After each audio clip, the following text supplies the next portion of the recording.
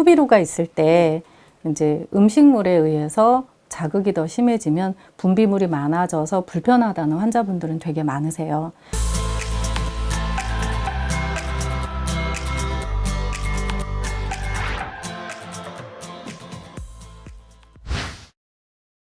근데 이게 후비루 자체가 염증이면 좋겠어요.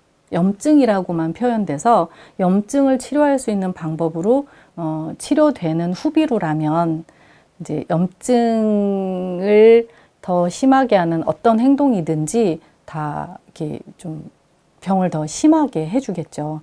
근데 후비루 입천장 뒤에서 계속 분비물이 생기는 그거는 염증이라고만 보기가 어려운 것이 그냥 분비선 기능이 이렇게 활성화된 정도로 표현을 해야 환자들이 염증 치료제로 고생을 하지 않을 것 같아요.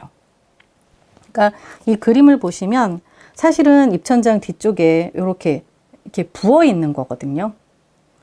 이걸 염증이라고 표현하면 염증 치료제로 이 염증이 가라앉아야 되잖아요. 그러니까 비염으로 인해서 순간적으로 부은 거면 비염 치료제로 이제 후비루 증상도 덜해질 건데 대부분 후비루 때문에 오래 고생하시는 분들을 보면 염증 치료제로 치료가 안 돼서 오랫동안 고생을 하거든요. 그래서 제 표현으로는 편도선이 비대된 것 같이 입천장 분비선이 비대해진 증상이에요. 그러니까 어린아이들 편도선 비대된 게 염증 치료제로 비대된 그것이 줄지 않아서 어린아이들 같은 경우에도 편도선 비대증 수술을 하잖아요. 입천장 점막도 분비선 조직인데 편도선처럼 선 조직인데 이게 어떤 마찰에 의해서 비대해진 증상이 후비루 증상으로 나타나는 거예요.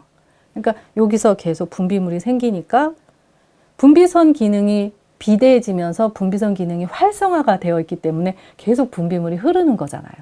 그러니까 자극적인 음식, 뭐 어떤 마찰에 의해서 분비선 기능이 더 활성화가 되면 후비루 증상이 더 이렇게 많이 생기는 거예요. 그러니까 염증은 아니다. 그렇지만 음식을 먹을 때 맵고 짜거나 뭐 거친 음식 차갑고 뭐 이런 음식물이 지나가면서 분비선 조직이 비대해진 부분을 자극을 주면 그 부분에서 분비물이 나오는 것은 당연하다. 그래서 오히려 따뜻한 음식은 좋고요. 찬 음식, 이런 거친 음식, 맵고 짠 거 이런 것들을 먹으면 계속 밥 먹고 나도 한 10분 정도 분비물이 나온다는 사람이 있고 밥 먹고 나면 한 30분 정도 계속 분비물이 흘러서 불편하다는 사람도 있고 밥 먹을 때는 잘 못 느끼니까 밥 먹고 나서 한 5분 정도 계속 후비루 증상이 이렇게 심해져서 고생한다는 사람들도 있는데 지금 질문은 염증이라서 뜨거운 거 먹으면 안 될까요? 염증은 아니다. 비대해진 거다. 자극으로 인해서 분비선 기능이 활성화돼서 후비루 증상을 더 느낄 수는 있다. 치료는 이 비대해진 이 부분을 잘 치료해서 비대해진 것을 가라앉혀 주어야 이 증상이 없어진다 라고까지만 설명을 할게요.